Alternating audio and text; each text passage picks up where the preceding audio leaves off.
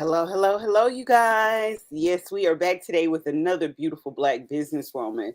Now, there are moments in life where we're forced to pause, reflect, and shift directions. Now, for Kimia Allison, that moment came after an unexpected job layoff that pushed her to confront her past, heal her trauma, and redefine success on her own terms. Now, instead of dwelling in uncertainty, Kimia built Joifull Wellness Coaching, a space where women can reclaim their power through self love, self trust, and intentional living.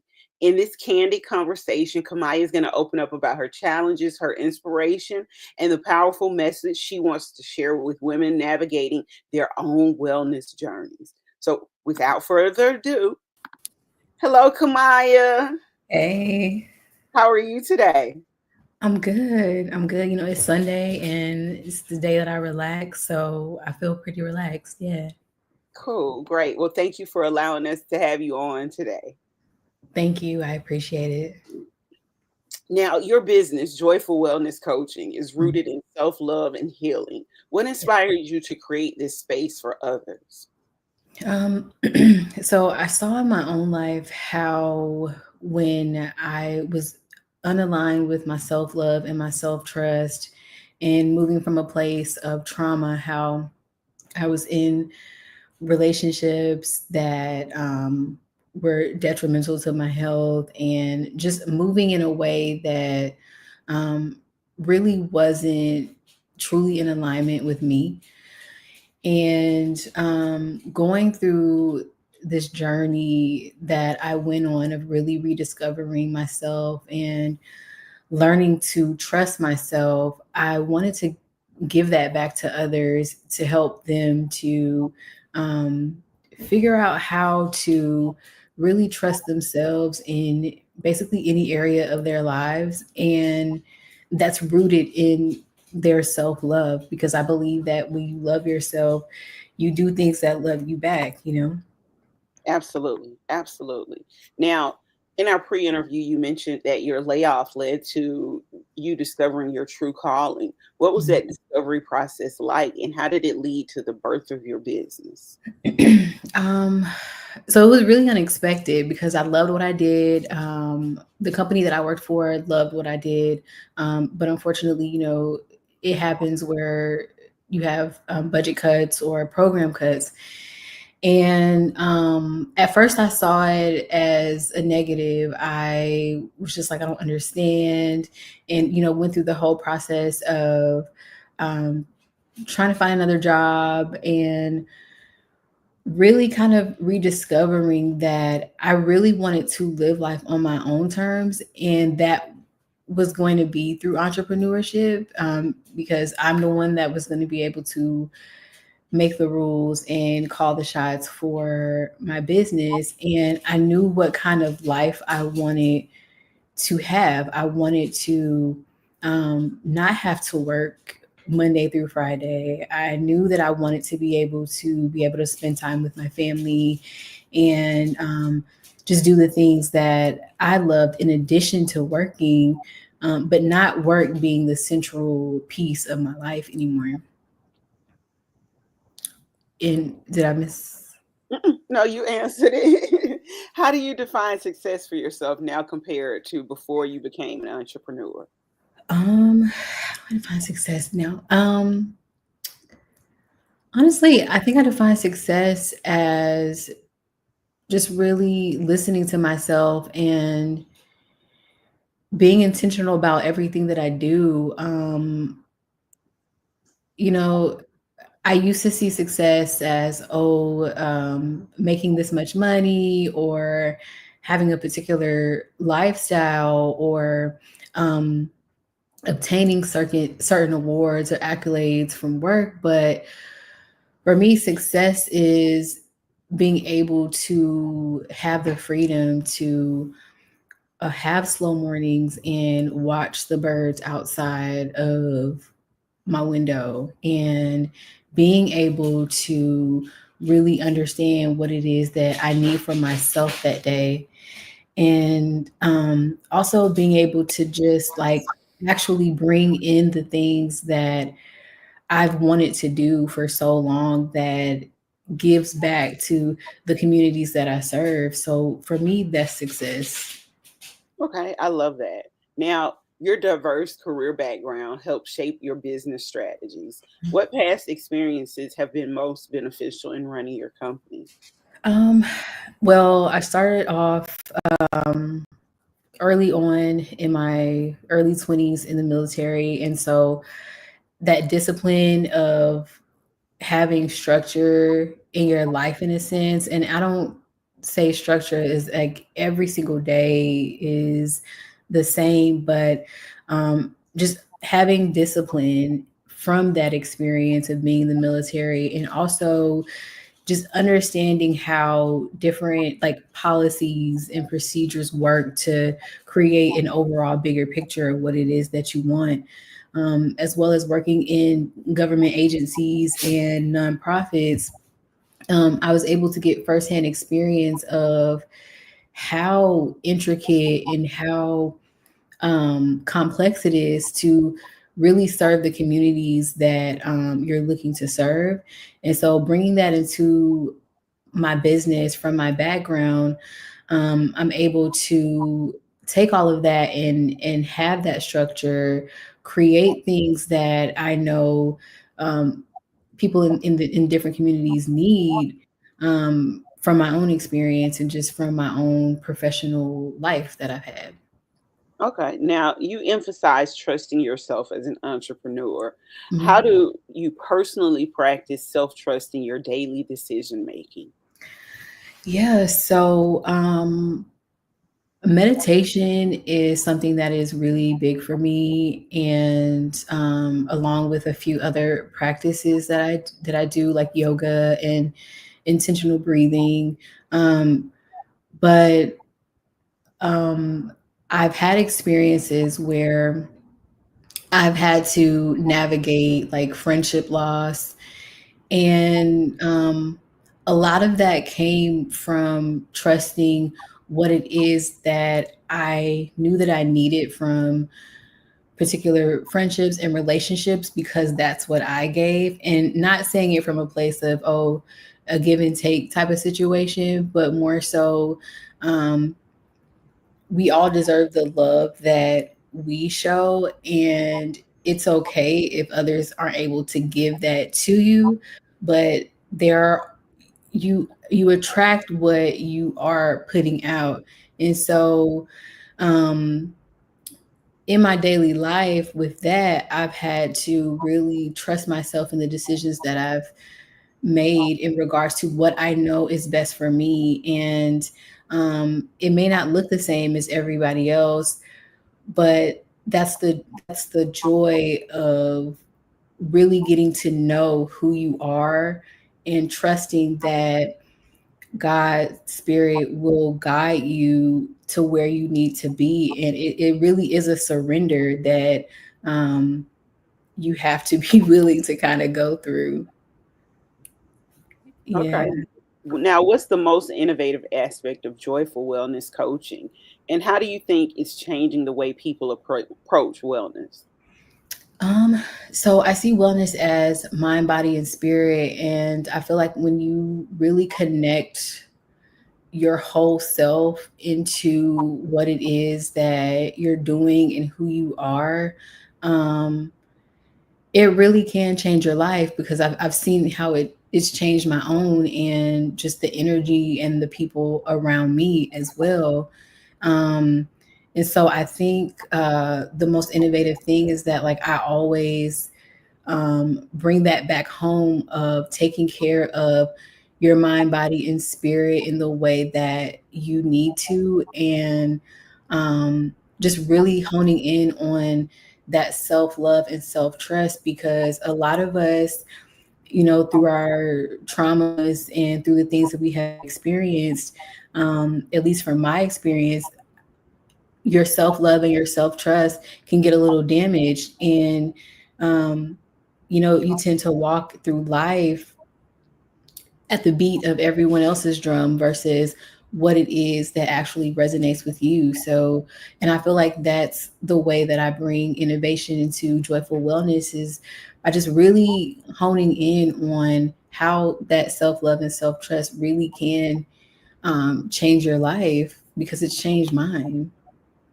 Okay. Now, you stated that your wife has been a key support system for you. How Mhm. has her encouragement sort of shaped your confidence and growth as an entrepreneur? Just knowing that I can do anything, like I'm limitless, and we all are. And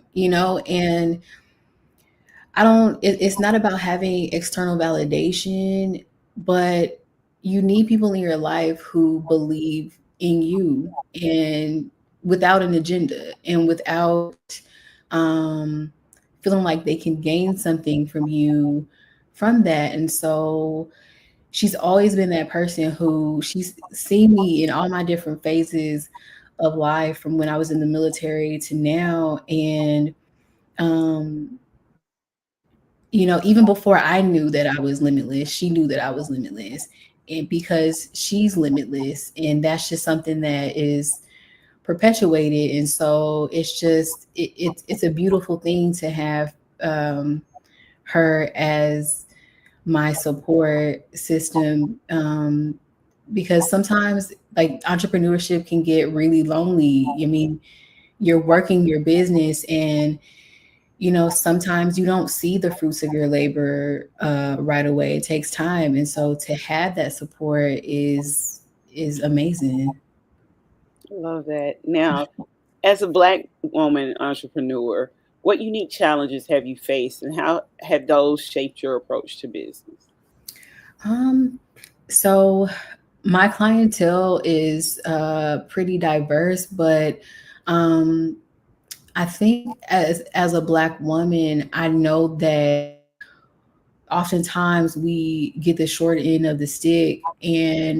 But I think too, like, we are just so powerful. And one of the things that being entrepreneur has shown me is just how powerful I really am as a Black woman, and how powerful we are as Black women in no matter what we do, whether we are entrepreneurs or whether we work um, for other people in organizations or companies. But I would say the unique challenge is um, really like um, making sure that I don't making sure that I'm always representing myself as a Black woman, regardless of who I work with, and wanting that to be known that um, I have I, I have a diverse clientele, but I stand with my community when it comes to really important issues and things that are happening, just as we see now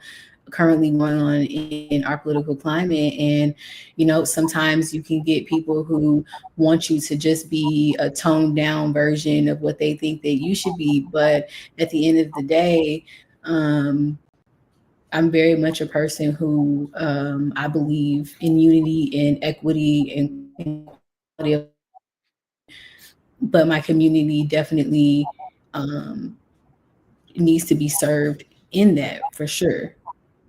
Okay. Now, what role does community and representation play in your vision for wellness and self care? So I'm sorry, repeat the question. I said, what role does community and representation play in your vision for wellness and self care? Yeah, so I I believe that no matter what your socioeconomic level is and like what you do, who you are, wellness is liberation in so many different forms. I feel like when you are addressing the mental, physical, emotional, spiritual of what it is that you need, you find freedom. And I want to bring that to the forefront because right now you see how so many people are struggling with so many different things. And for so long, wellness has seemed like something that only the rich and the wealthy can get. But there's so many ways that you can integrate wellness into your life. And that's what I bring to the forefront is I want it to be known that no matter where you are in life, your wellness is important. It should be important. Okay. Now, what steps are you taking to ensure your work reaches women of all backgrounds? Yeah, so I am on different social media platforms. I'm active on Threads and Instagram currently. But I host workshops and retreats, and as well as my coaching programs. And I also offer free classes on breathing and movement. And so I have different things that I offer for different price levels so that I can ensure that everyone is getting something of value that is going to help them in their wellness journey. Because, like I mentioned before, like everybody needs wellness, everyone deserves wellness. And so everyone may not be able to attend a luxury retreat. Everyone may not be able to have time to do my workshop, but they can attend a 1 hour free class on Saturday where they can ease their mind, release tension, and have a better way of dealing with the daily stressors that they're faced on a regular basis. Okay. So, what advice would you give business owners who are feeling overwhelmed with balancing personal life and entrepreneurship? Yeah, so it's definitely not easy, but I would say don't try to do anything like anyone else. Do what works for you. There's so much opinions and advice out there. And don't get me wrong, it's very helpful. But I think at the end of the day, you have to know what kind of life you are looking to build for yourself and create your business around that. Like I mentioned before, I'm very much a person who I don't want to work 5, 6, 7 days a week.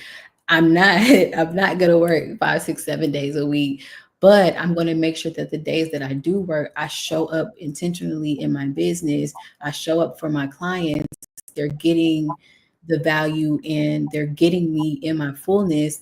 But I also recognize that I also have to be able to, I need time to fill my own cup so that I am able to show up in the way that I need to in my business. And so, um, listen to yourself, do what resonates with you, take advice, seek out help and mentorship where you can, and try and build a community any way you can. I mean, people, I think sometimes we forget that we're a part of so many different community spaces. Lean on people. I mean, I feel like this is a time where community is so important. And, sometimes you can feel so alone, like you're the only one doing this, but do what works for you. Find people that support you and that are genuinely going to help you build, and yeah, create your business around the life that you want to see. If you want to have, you know, 3 days off a week, create a business strategy, create a way to make your business work around the life that you want. I love that. Now, many Black women in business struggle with not having generational blueprints for entrepreneurship. How are you creating your own roadmap?